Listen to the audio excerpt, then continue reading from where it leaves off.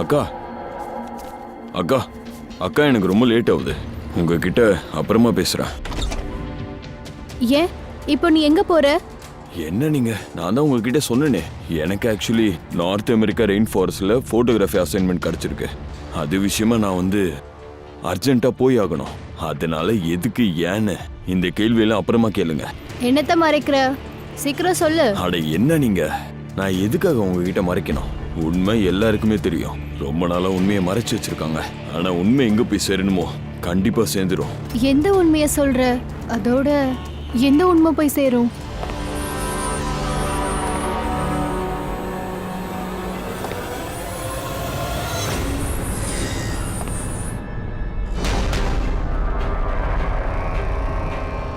அட அக்கா, என்கிட்ட இப்ப டைம் இல்ல.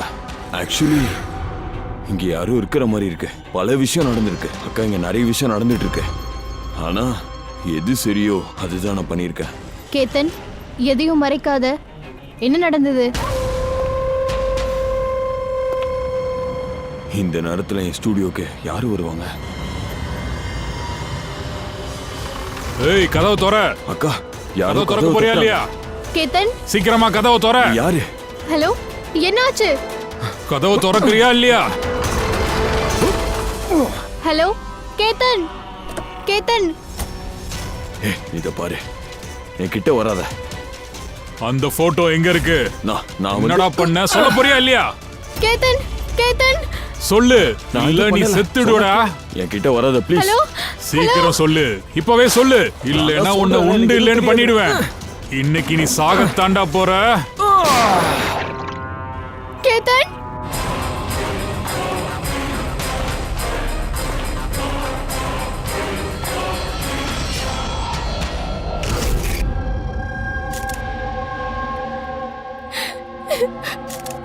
ப்ளீஸ் நீங்க கொஞ்சம் உட்காருங்க.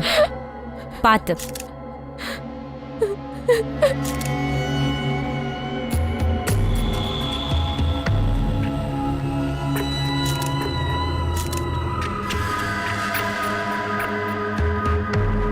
இது என்னது?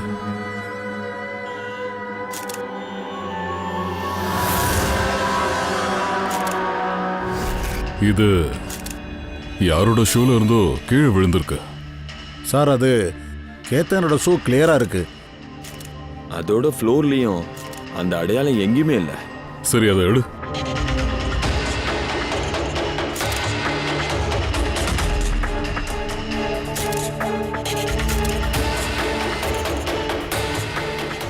இது பார்க்க அழுக்கு மாதிரி தெரியல.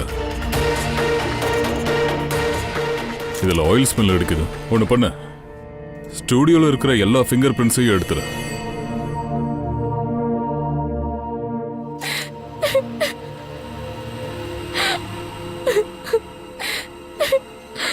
மயா மேடம், எனக்கு புரியுது இந்த நேரத்தில் உங்ககிட்ட கேள்வி கேட்க கூடாது.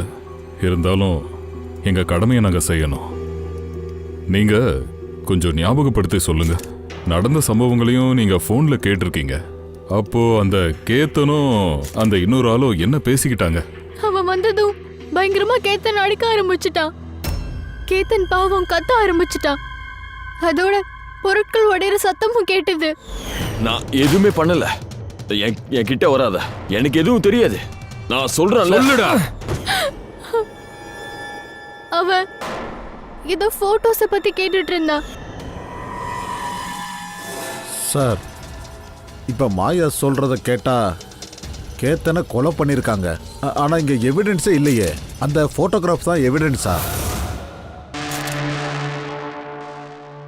சார், இந்த கேத்தன் ஒரு கப்பலோட இன்ஃபர்மேஷனை எழுதி வச்சிருக்கான்.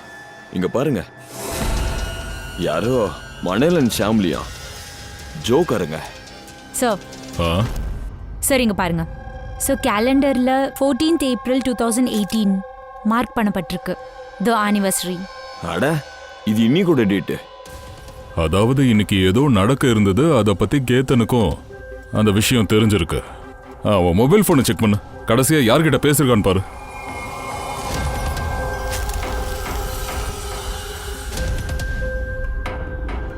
சார், டிஎம் கிராஃப்ட் ஒர்க்கர்ஸுக்கு கால் பண்ணியிருக்கிறான். ஈவினிங் 8:30 மணிக்கு. TM craft workers. கேத்தனை மர்டர் பண்றதுக்கு அரை மணி நேரத்துக்கு முன்னாடி. Hello, TM craft workers. சொல்லுங்க. கேத்தன் உங்களுக்கு கால் பண்ணியிருந்தாரு. எதுக்காக பண்ணாரு? நீங்க யாரு? நான் அவரோட ஃப்ரெண்டு. அவன் ஃபோன் பண்ணியிருந்தான். கிஃப்ட்டை டயத்துக்கு டெலிவரி பண்ணியா இல்லையான்னு என்கிட்ட ஃபோன் பண்ணி கேட்டான். கிஃப்டா? அது என்ன கிஃப்ட்? அது ஒரு ஃபோட்டோ ஃப்ரேம். மன்னன் அண்ட் சாமலிக்காக 25th வெட்டிங் அனிவர்சரி இருந்தது. ஃபோட்டோ ஃப்ரேம் பண்ணி டெலிவரி பண்ண வேண்டியிருந்தது. மன்னன் ஷாம்லி. அவங்க வீட்டு அட்ரஸ் கொஞ்சம் தாங்க, அர்ஜென்ட்.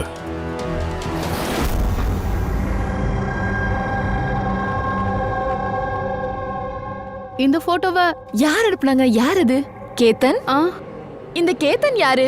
நம்மளோட ஃபேமிலி போட்டோவை இப்படி அனுப்புனா என்ன அர்த்தம்? நம்ம ஃபேமிலியை எப்படி தெரியும்? யாரோ விளையாடி இருக்காங்கன்னு நினைக்கிறேன். இது விளையாட்டு இல்ல. நீங்க யாரு? சிஐடி. சிஐடியா? கேத்தன் ஒரு ஃபேமஸான போட்டோகிராஃபர். அவனை கொலை பண்ணிட்டாங்க. அதுக்கு காரணம் இந்த போட்டோ. ஆனா சார், ஒரு போட்டோகிராஃப்காக ஒருத்தனை எதுக்காக கொலை பண்ணணும்? அதோட சார் எங்களுக்கு எந்த கேத்தனையும் தெரியாது. கேத்தனை உங்களுக்கு தெரியாதுன்னா அப்போ எதுக்கு இந்த போட்டோவை? எதுக்கு அவன் கிஃப்ட் பண்ணோம்? தெரியல. அதோட இந்த மாதிரி ஒரு போட்டோவை நாங்க எடுத்ததும் இல்லையே. இப்படி ஒரு வால் கூட எங்க வீட்ல இல்லையே. சார், இதை நாங்க எடுக்கவே இல்லை. நீங்களே பாருங்க சார், இது டூப்ளிகேட் போட்டோகிராஃப். நீங்களே வந்து பாருங்க. இதுல இவன் இருக்கான், அத்தான் இருக்காரு, காலியா ஒரு சேர் வேற வச்சிருக்கு. இதுக்கெல்லாம் என்ன அர்த்தம்? சார், எங்களுக்கு பயமா இருக்கு. யாரோ தப்பா இந்த போட்டோவை எடுத்து எங்களுக்கு அனுப்பியிருக்காங்க.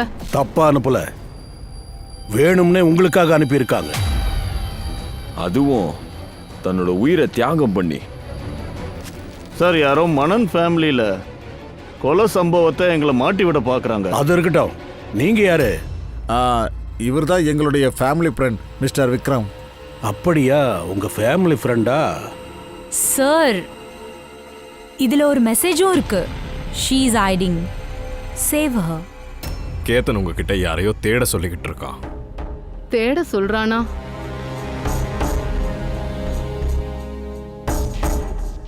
சார் சார் சார், இந்த இந்த இந்த இந்த போட்டோ என் பொண்ணு ரியா மாதிரியே இருக்கா. அதோட இவ யார் கைய பிடிச்சிருக்கான்னு தெரியல. கொஞ்சம் பாருங்களேன். இவளை பார்க்க என் பொண்ணு மாதிரியே இருக்கா. இவ ரியா இல்ல. ரியா இல்ல. இவ ரியா இல்ல. Yellow colour Dress. ரியா இததான் போட்டிருந்தா. காணாம போனப்ப. அதாவது கேத்தன் ரியாவை தேட சொல்லிட்டு இருந்தான். இது ரியாவேதான். இது ரியா இல்ல. ஒரு நிமிஷம், உங்க பொண்ணு எப்பத்துல இருந்து காணும்? 12 வருஷம் ஆகுது. என்ன? 12 வருஷமா? சார், இந்த 12 வருஷத்துக்கு அப்புறம் யாரு இன்ஃபர்மேஷன் கொடுப்பாங்க? ரியா 12 வருஷமா ரியாவை காணோம். கண்டிப்பா இதுக்கு பின்னாடி காரணம் இருக்கணும். இந்த போட்டோவை எதுக்காக அனுப்பியிருக்கான்? சார், எந்த காரணமும் இல்ல. இது ஒரு கோஇன்சிடென்ஸ். 12 வருஷத்துக்கு அப்புறமா திடீர்னு ரியா இன்ஃபர்மேஷன் எப்படி வருது? இங்க பாருங்க சார், இது ரியாவா இருக்க வாய்ப்பே இல்ல. 12 வருஷத்துக்கு முன்னாடியே இறந்து போயிட்டா. இது எப்படி ரியாவா இருக்கும்? இது ரியா தான். இங்க பாருங்க, இது நம்ம பொண்ணு ரியா தான். நீங்க எதுக்காக இந்த ஃபிராக் பின்னாடியே இருக்கீங்க? அது ரியா கிடையாது. சொல்றத பாருங்க. ஒரு cloth எடுங்க. கொண்டு வாங்க, சீக்கிரம் அணைங்க. பங்கஜ் எடுத்துட்டு வா.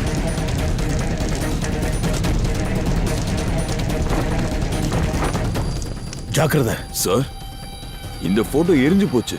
இப்ப என்ன செய்ய? பரவாயில்ல, இன்னொன்னு எப்படி இருந்தாலும் கிடைக்கும்.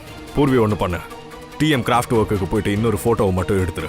அப்படி அவன்கிட்ட இல்லைன்னா கேத்தனோட கம்ப்யூட்டர்ல கண்டிப்பா பேக்கப் இருக்கும், அதுல இருந்து எடுத்துரு. சார், மனன் அப்புறம் ஷாம்லி, உங்களுக்கு கேத்தனை தெரியுமா தெரியாதா?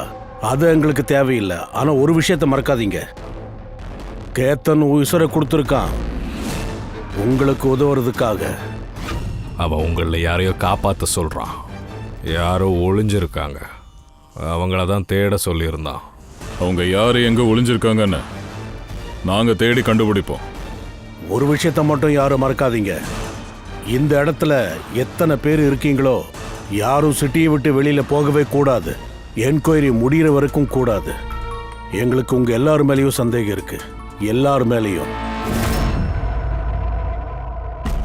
ஒரு நிமிஷத்துக்கு மனன், ஷாமலி, ஆயிஷா, விஹார் இவங்களோட டூப்ளிகேட் போட்டோகிராஃப தள்ளி வைக்கலாம். அவங்க பின்னாடி ஒரு செவரு தெரியுதுல்ல, அதுல நாம கான்சென்ட்ரேட் பண்ணலாம். இந்த ஃப்ரேம், அப்புறம் பின்னாடி இருக்கிற நம்பர்ஸை கவனிக்கலாம். அப்புறம் இந்த ஷாம்லி ஒரு சிக்னலை கொடுத்தா, இதோ இந்த ஃப்ரேம்ல 3வது நம்பர் ஃப்ரேம்ல மஞ்சள் கலர் ஃப்ராக் போட்டுட்டு இருக்கா. அது இல்லாம இந்த பொண்ணு யாரோ கைய வேற பிடிச்சிட்டு இருக்கா. இந்த போட்டோவை பார்த்ததுக்கு அப்புறம் தான் ஷாம்லி இவ தன்னோட பொண்ணு ரியான்னு சொன்னா. அப்புறம் இந்த மெசேஜ், ஷீ இஸ் ஹைடிங் சேவர். ஆனா சார், விக்ரம் தொடர்ந்து ஒரு விஷயத்த சொன்னான், ரியா இறந்துட்டாளாம். ஒருவேளை இந்த மெசேஜ் ரியாவுக்காக இருக்கலாம். அவ இன்னும் உயிரோட கூட இருக்கலாம். கண்டிப்பா இருக்கும் பூர்வி, நீ சொல்றதெல்லாம் சரிதான். ஒருவேளை கேத்தன் இதத்தான் கேத்தன் ஃபேமிலிக்கு சொல்ல விருப்பப்பட்டிருக்கணும். ஒருவேளை ரியா உயிரோட இருக்கலாம், அவளுக்கு உதவியும் தேவைப்படுது. ஆனா சார், அவ எதுக்காக சார் இந்த அளவுக்கு உழைக்கணும்? நேரா ஒரு ஃபோன் பண்ணிருக்கலாம்ல, ரியா பத்தி என்ன சொல்லணுமோ அதை சொல்லிருக்கலாம். அப்படி இல்லனா போலீஸ்க்கு இன்ஃபார்ம் பண்ணிருக்கலாம். சோ ஒருவேளை அவனை யாராவது மிரட்டி இருக்கலாம், அதனால வேற வழி இல்லாம இதை பண்ணிருக்கலாம். கேத்தன் தன்னோட கடமையை செஞ்சிட்டான். நாம அவனோட உழைப்பு வீணாகாம பார்த்துக்கணும். பூர்வியை ஒரு வேலை செய், இந்த மொத்த போட்டோகிராஃபியும் ஒரு நல்ல லேபுக்கு எடுத்துட்டு போ. இதுக்கு பின்னாடி என்னென்னமோ தொங்குதில்ல, சின்ன சின்ன ஃப்ரேம்ஸ், இது எல்லாத்தையுமே நல்லபடியா செக் பண்ணு. அப்புறம் பின்னாடி ஃபுல்லா ஒரு வால் தெரியுதுல்ல, அது போட்டோஷாப் பண்ணிருக்காங்களான்னு தெரிஞ்சுக்க. ரியா காணாம போனதுக்கான எஃப்ஐஆரும் நமக்கு தேவை. கீதனுக்கு மனனோட ஃபேமிலியே தெரியவே தெரியாது. ஆப்வியஸ்லி அவனுக்கு ரியாவோட ஃபேமிலியும் தெரியாது. அப்படி இருக்கிறப்ப மனன் ஃபேமிலிக்கு எப்படி இந்த இன்ஃபர்மேஷன் எதுக்கு கொடுக்கணும், எதுக்காக கொடுக்கணும்? சார், கேத்தனை கொண்டவன் கண்டிப்பா ரியாவோட ஃபேமிலியை சேர்ந்தவனா தான் இருக்கணும். எல்லாரோட ஃபோன் ரெக்கார்ட்ஸையும் செக் பண்ணு ஃப்ரெடி. அதோட கேத்தனோட ஃபோன் ரெக்கார்ட்ஸையும் எடு. அப்புறம் ஒரு விஷயம், மனன் ஃபேமிலியை நல்லா கண்காணிங்க. அது மட்டும் இல்லை, அவனோட ஃப்ரெண்ட் ஒருத்தர் இருந்தானே விக்ரம், அவனையும் கண்காணி.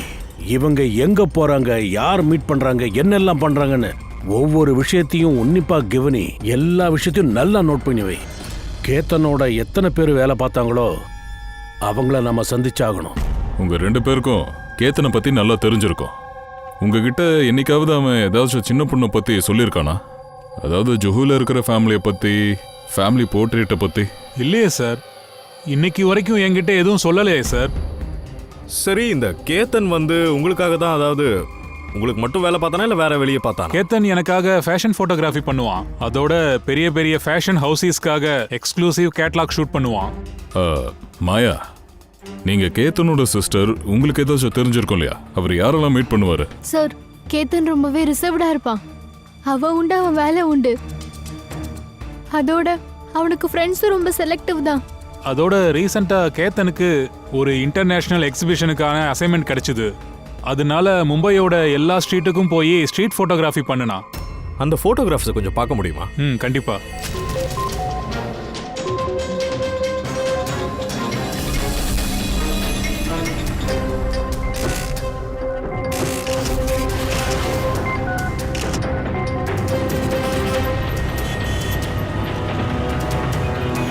அற்புதமான ஒரு போர்ட்ஃபோலியோ பண்ணியிருந்தான். ஆனா எக்ஸிபிஷன்ல சப்மிட் பண்ணல. ஒரு மாதிரி டென்ஷனா இருந்தான்.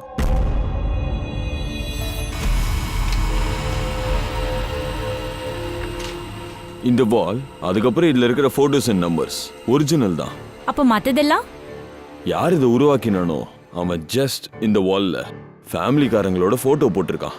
பக்கத்துல எம்டியா ஒரு சேர் இருக்கு. அப்படி இருந்தா தானே செவத்துக்கு முன்னாடி உட்காந்து ஃபேமிலியோட போட்டோ எடுத்த மாதிரி இருக்கும். ஆனா அந்த சுவர் அங்க இருந்திருக்கு. யாரோ ஒரு எக்ஸ்பர்ட் தான் இதை இன்டீரியர் டிசைனிங் பண்ணிருக்கணும். இது ஒரு மேக்னெட்டிக் வால். இப்பெல்லாம் குறைவான இடத்துல தான் அதை பார்க்க முடியுது. மேக்னெட்டிக் வால்? மேக்னெட்டிக் வாலை உருவாக்கணும்னா வால்ல ஒரு ஸ்பெஷல் பெயிண்ட்டை பயன்படுத்த வேண்டியது இருக்கும். அதோட கெமிக்கல் கம்போசிஷன்ல மேக்னெட்டிக் எலிமெண்ட்ஸ் இருக்கும். அது அந்த செவருக்கு மேக்னெட்டிக் ப்ராப்பர்ட்டிஸ் கொடுக்கும். அதாவது இந்த செவரு கிட்டத்தட்ட மேக்னெட் மாதிரி. அதேதான். இப்போ இதுல எந்த ஒரு மெட்டல் பொருளும் எந்த ஒரு ஹூக்கும் ஆணியும் இல்லாம ஒட்டவும் முடியும், எடுக்கவும் முடியும். அது போல இந்த வால் ஒரு மேக்னெட்டிக் வால். தேங்க்யூ. Thank you bye. மும்பையில் இருக்கிற எல்லா சந்தையும் சுற்றி அவன் ஃபோட்டோகிராஃப்ஸ் எடுத்திருக்கான். அங்கே தான் இவனுக்கு எங்கேயாச்சும் ரியாவை பற்றி ஒரு க்ளூ கிடைக்கிறதுக்கான வாய்ப்பு இருக்கு. அங்கே ஏதாச்சும் ஒரு சந்தில் தான் கிடைச்சிருக்கணும்.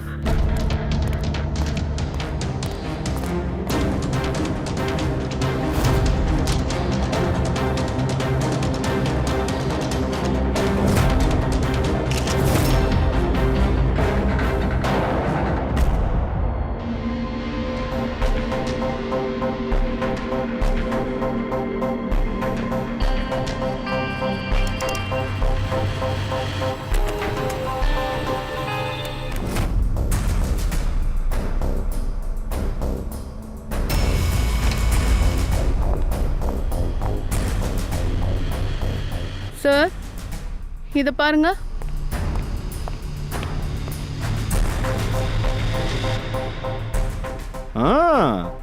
Good job Tarika. தேங்க்யூ. என்ன சலோங்கி, என்ன கிடைச்சது?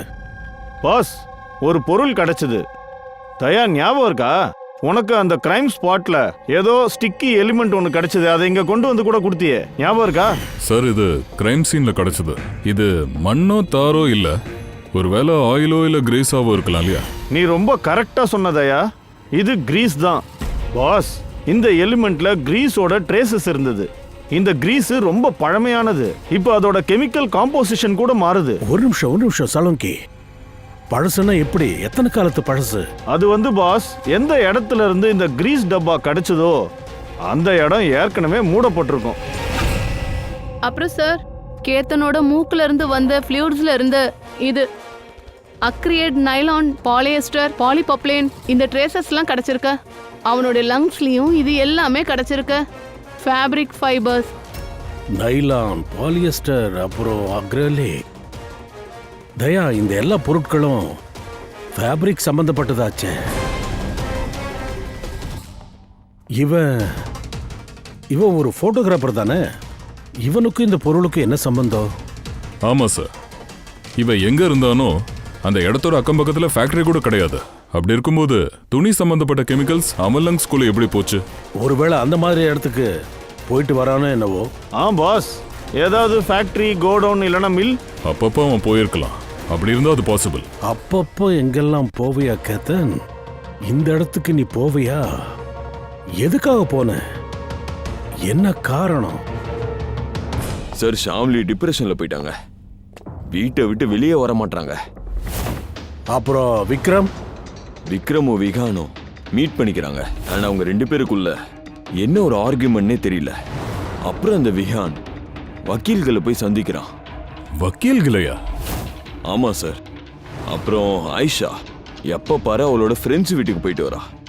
ஆனா அவளோட அந்த ஃப்ரெண்ட் இருக்காளே, வயசுல ரொம்ப பெரியவ, அவளுக்கு கண்டிப்பா அந்த கேஸ்ல சம்மந்தம் இருக்காது.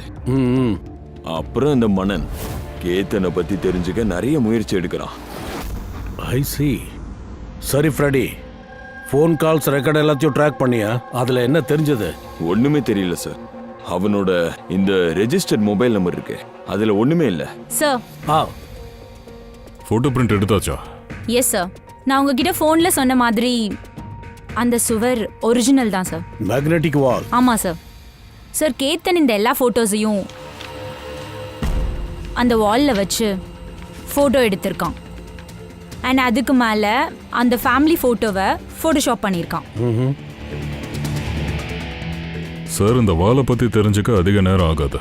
இது இன்டீரியர் டிசைன் தான். அப்புறம் இந்த வால் மேல மெட்டாலிக் டிஜிட்ஸ் இருக்கு. சரி, எல்லா ஃபோட்டோகிராஃப்ஸையும் ஆர்கிடெக்ட் அப்புறம் டிசைனரோட ஆஃபீஸுக்கு கொஞ்சம் அனுப்பி வச்சிரு. அங்கே போனால் தெரிஞ்சிடும் யார் இந்த மேக்னெட்டிக் வாலை பண்ணாங்கன்னு.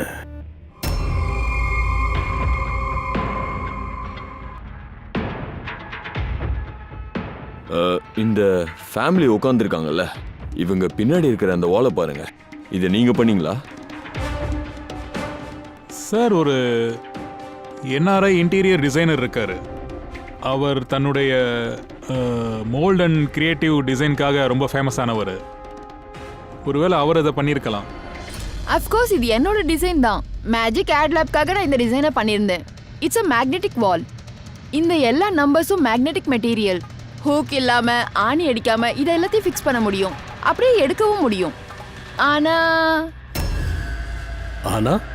ஆனா என்னோட டிசைன் படி பார்த்தா இதெல்லாம் சீரியல் நம்பர்ஸ்ல இருந்தது. அதாவது 1 2 3 4 5 6 7 8 9 10.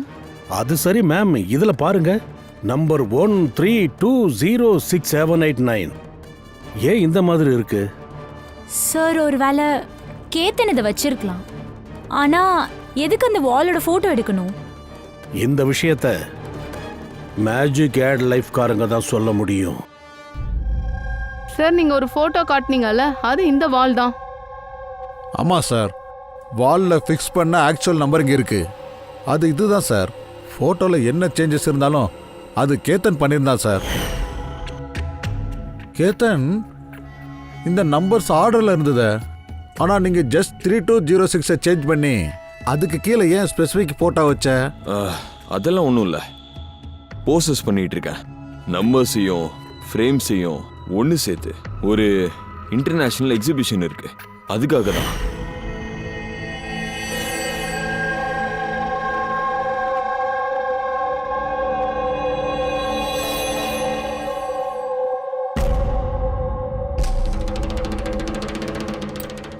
இதெல்லாம் பண்றதுக்கு எப்படி நீங்க கேத்தனுக்கு பர்மிஷன் கொடுத்தீங்க? அது வந்து சார், கீர்த்தன் ஏற்கனவே எங்க கூட ஒர்க் பண்ணியிருக்கான். ஒரு இன்டர்நேஷனல் எக்ஸிபிஷனுக்காக போட்டோ எடுத்துக்கிட்டு இருந்தான். அதனால அவனுக்கு இந்த வால் தேவைப்பட்டுச்சு. ஸோ நாங்களும் இந்த வாலை யூஸ் பண்ண விட்டுட்டோம். ஆமாம் சார். அதுக்கப்புறம் ஏதோ பசியில் பற்றி சொல்லிக்கிட்டு தான் சார். அது எங்களுக்கு புரியவே இல்லை. பசிலா?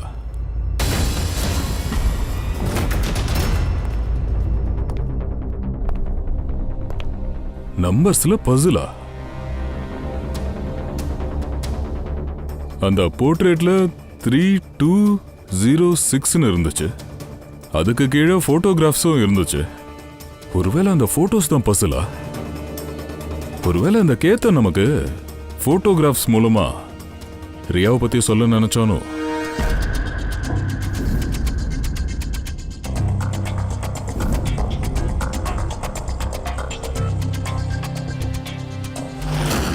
இந்த ரியா எப்போ காணாம போனா?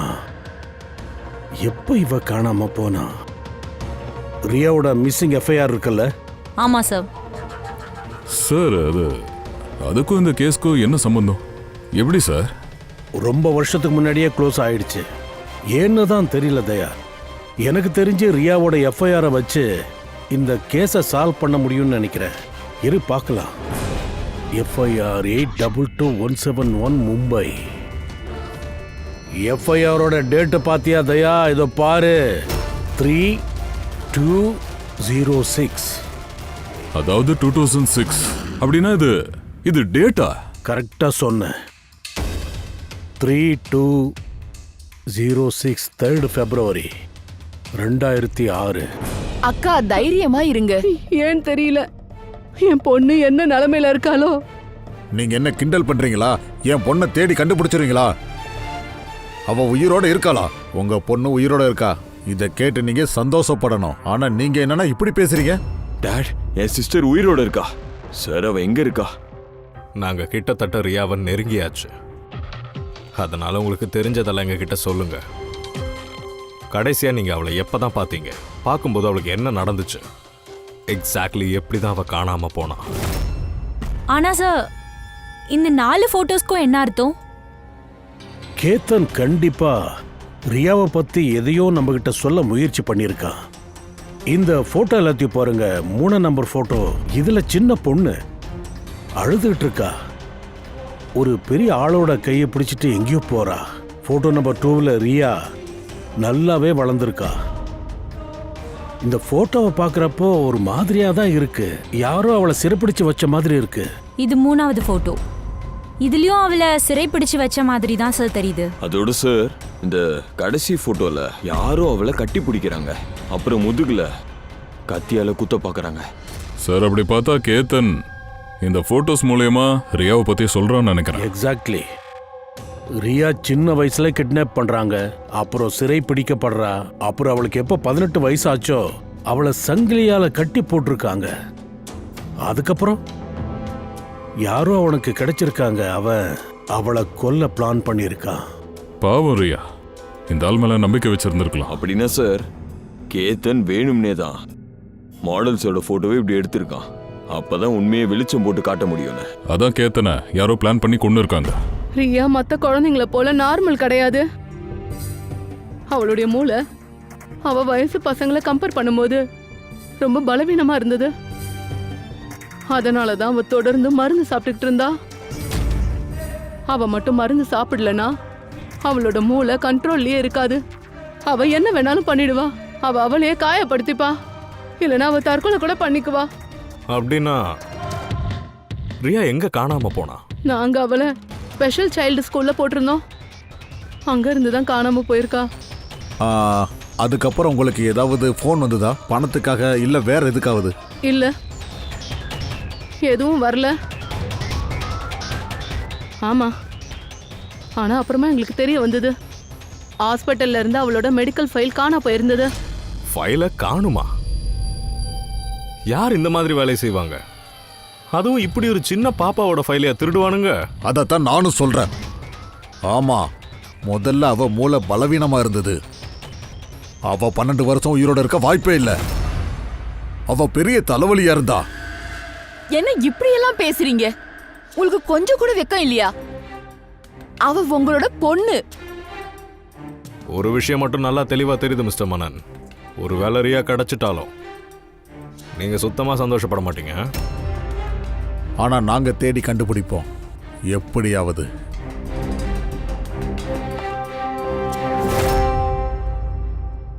தயா, இந்த போட்டோவை உன்னிப்பா பாரு. இதுல ரியா பெரியவளா இருக்கா, வயசு 18.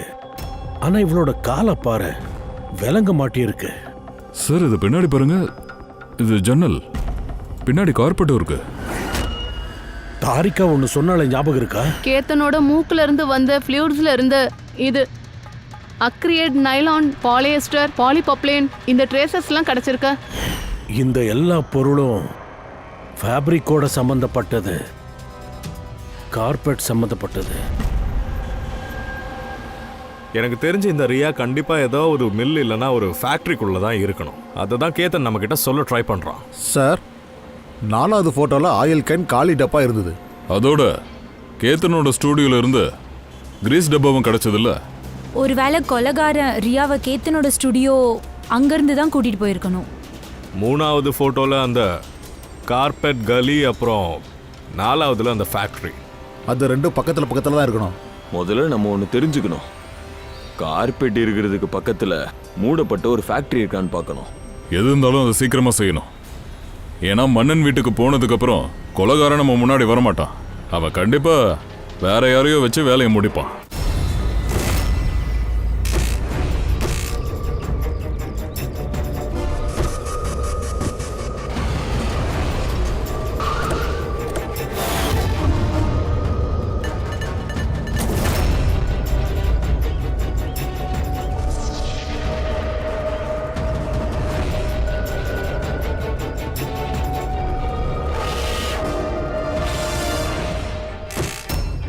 இவர் தான் எங்களுக்கு பணம் கொடுத்தாரு எங்களை போட்டோ எடுக்கிறதுக்காக. 2 நாளைக்கு வந்திருந்தாரு, 3வது நாள் இருந்தாரு. ஆனா அவர் யாரையோ ஃபாலோ பண்ணிட்டு இருந்தாரு.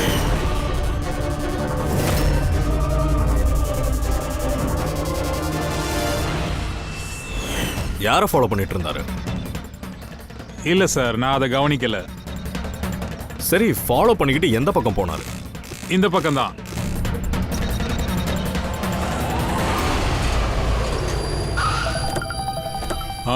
நான் வந்து சேர்ந்துட்டேன், கவலைப்பட வேண்டாம். நான் கொலை பண்ணிடுவேன்.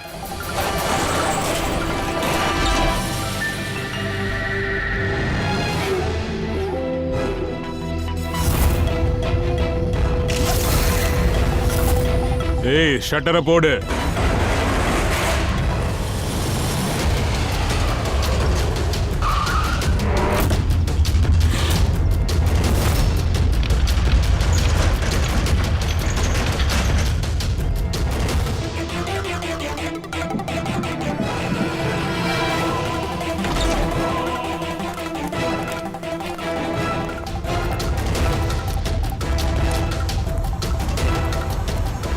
வேற வழி இல்ல, குழந்தைய நம்ம கொன்னுதான் ஆகணும். அப்புறம் குழந்தையோட பாடியை மறைச்சதுக்கு பிறகு இந்த இடத்த மொத்தமா எரிச்சு போட்டுடுங்க. ஏன்னா யார் கையிலையும் எந்த ஆதாரமும் சிக்கக்கூடாது. இங்க ஒன்றும் கிடைக்கல, வாங்க எல்லாரும் வேற இடத்துக்கு போகலாம்.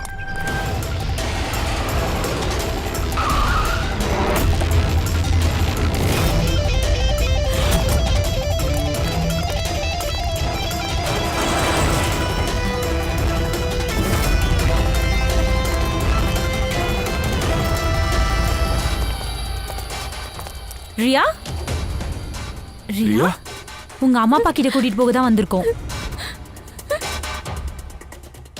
வா. நில்லுங்க.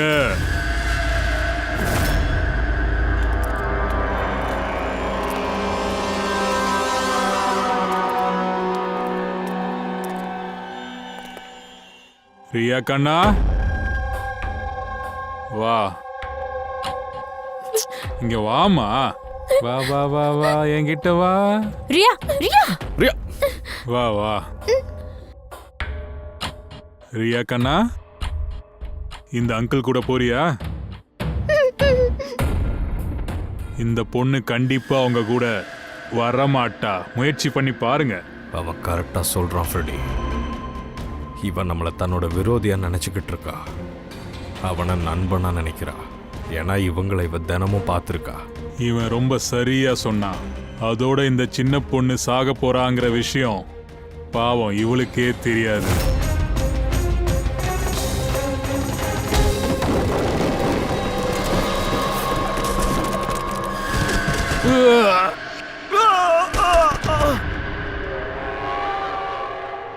நீங்களாம் யாரா? உங்களை யார் அனுப்புனது? இந்த விஷயம் உனக்கு தெரிய வராது. ஏய்!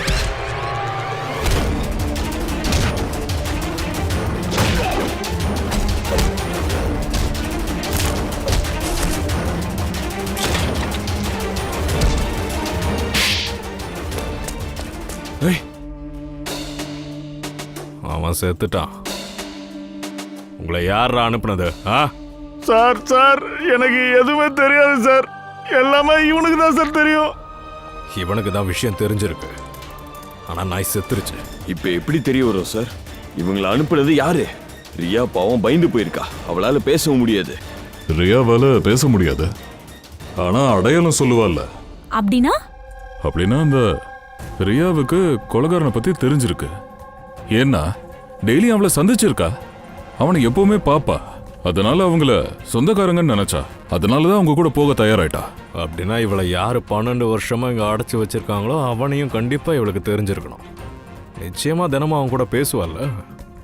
இன்னைக்கு இவளை கொலை பண்ணவே ஆளுங்களை வேற அனுப்பி இருக்கான். இனி ரியா தான் சொல்ல போறா. அதாவது உண்மையான குற்றவாளி யாருன்னு சொல்லுவா. ரியா, போ போ ரியா. வாடா என் செல்லம். இங்க வாமா.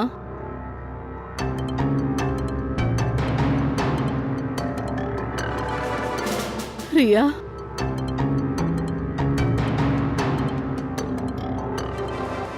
என்கிட்ட வாமா. உன் அம்மா கிட்ட வாடா. வா வாமா. வாமா, என்கிட்ட வா. வாடா என் செல்லம். வாடா ரியா.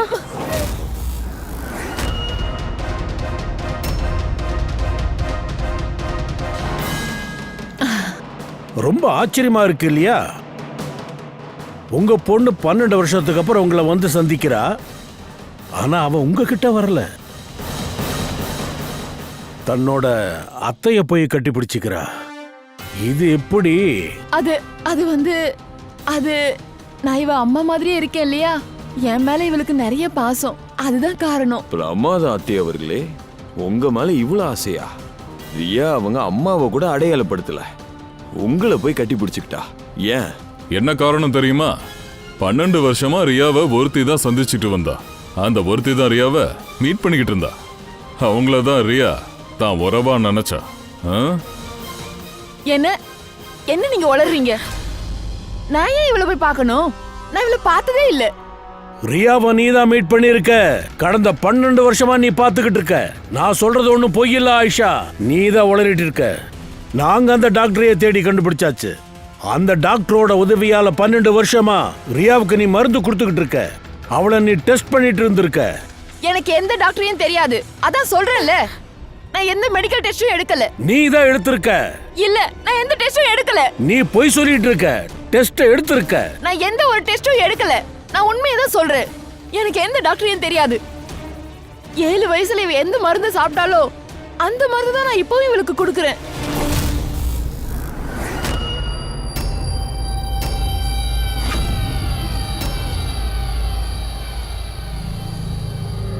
மாட்டினியா? எந்த ஆளை நீ அனுப்புனியோ? ரியாவை கொலை பண்ண. எங்களுக்கு ஒரு நம்பர் கிடைச்சது. அது தற்செயலா உன்னோட ஃப்ரெண்டு. அடிக்கடி 2 பேரும் மீட் பண்ணிப்பீங்க. ஆயிஷா, நீ எதுக்காக இதெல்லாம் செஞ்ச? விஹான்காக தான். எனக்கு டிவோர்ஸ் ஆகியிருந்தது. என் வாழ்க்கையோட பயணம் எப்படி போகுதுன்னே தெரியல. நான் விஹான யார்கிட்ட தான் விட்டு வைப்பேன்? நான் நினைச்சேன் இந்த இந்த ஃபுல் ப்ராப்பர்ட்டிஸ், பணம் இதெல்லாம் என் பையனுக்கு கிடைக்கணும்னு. ரியாக்கு இல்ல. இல்லனாலும் ரியா ஊனமுள்ளவ தானே. உன்னோட பையனை நல்லா வாழ வைக்கணுன்றதுக்காக உன் சிஸ்டரோட பொண்ணு வாழ்க்கையை அழிச்சிருக்க. ரியா காணாம போனதுக்கு அப்புறம் மனனும் ஷாமலியும் தன்னோட மகனை தத்து எடுத்துக்கணும்னு நீ முயற்சி பண்ணிருக்க. இதுதானே உன்னோட பிளானா இருந்தது? இவ்ளோ மட்டமா போயிட்ட. ஒரு சின்ன குழந்தைய கொலை பண்ண முயற்சி பண்ணிருக்க. நான் கொலை பண்ணுவேன்னு நினைக்கவே இல்லை. நானும் ஒரு அம்மாவாச்சே. ப்ளீஸ் என்ன நம்புங்க. நான் ரியாவை காயப்படுத்த விரும்பல. அவளை காப்பாத்த எவ்வளவோ முயற்சி பண்ணேன். ஆனா உங்களால முடியல. அதுக்கு காரணமா நீங்க ரியாவை கொலை பண்ண பிளான் பண்ணிருக்கீங்க. கேத்தன் இங்க இருந்து நடுவுல வந்தான். அப்புறம் ரியாவை பத்தி அவனுக்கு எப்படி தெரிஞ்சது? கேத்தன் கூட எனக்கு அஃபேர் இருந்தது. அவன் வயசுல என்னை விட சின்னவன் தான். நான் அவனுக்கு ஹெல்ப் பண்ணேன். பல தடவை அவன் செஞ்ச வேலைக்காக பணம் கொடுத்துருக்கேன். அவன் வெறும் பாய் ஃப்ரெண்டா? அவன் மனசார நேசிச்சுள்ள காதலிச்சான். அவன் பண்ண தப்பு இதானா? அவன் உன்னோட பாய் ஃப்ரெண்ட் தானே. அவனையும் கொலை பண்ண? அந்த கார்ப்பரேட் கல்லில அவன் போட்டோ ஷூட் பண்ணிட்டு இருந்தான். அங்க திடீர்னு அவன் என்ன பார்த்துட்டான். அவன் என்ன ஃபாலோ பண்ணிட்டே ரியா வரைக்கும் சேர்ந்துட்டான். நான் அவனை எவ்வளவோ மிரட்டி பார்த்தேன். இன்னும் சொல்ல போனா அவன் கெரியரை கெடுத்துருவேன்னு சொன்னேன். ஆனா என்ன செய்ய, அவனுக்குள்ள இருந்த மனிதாபிமானம் விழிச்சிடுச்சு. அதனால அவனை கொல்ல வேண்டியது வந்தது. பிரமாதம், ரொம்ப பிரமாதம். நீ எல்லாம் ஒரு அம்மா. 12 வருஷமா ஒரு சின்ன குழந்தைய அவங்க அம்மா அப்பா கிட்ட இருந்து பிரிச்சிருக்க. உனக்கு என்ன கிடைச்சது? நீதான் மறந்துட்ட. நாட்கள் கடந்திருந்தாலும் உண்மை எப்பவும் வெளிச்சத்துக்கு வந்துடும். உன்னோட சுயநலத்துக்காக மிகப்பெரிய தப்பு பண்ணியிருக்க. உன் சுயநலத்துக்கு சரியான தண்டனை இருக்கு. அதை நீ கற்பனை கூட பண்ண முடியாது. அது தூக்கு தண்டனையா கூட இருக்கும்.